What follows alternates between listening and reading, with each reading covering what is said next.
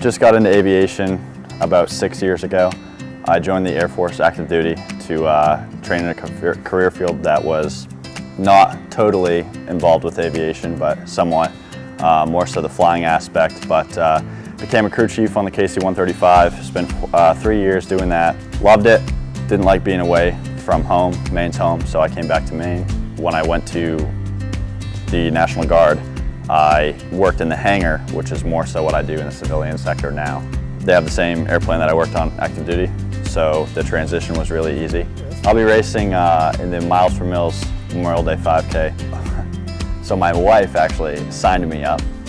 Nothing I mind doing though. I enjoy running.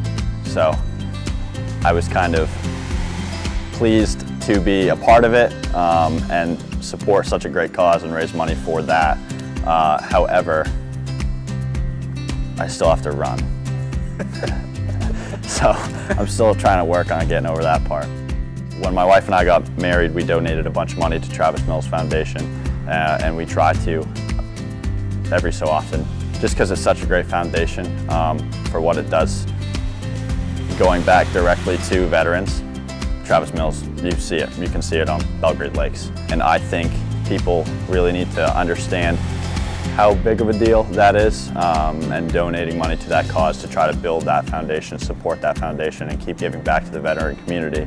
I think it's important for us, even the veteran community, to give back to each other, support one another.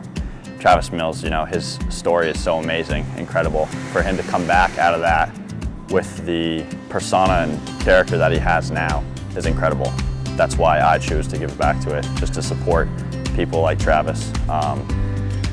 Veterans that are dealing with stuff mentally and emotionally, physically, just give back to them and let them know that, hey, we're here for you. You can reach back out to us and talk to us if you need to. So what are you most looking forward to about the actual race day? The end.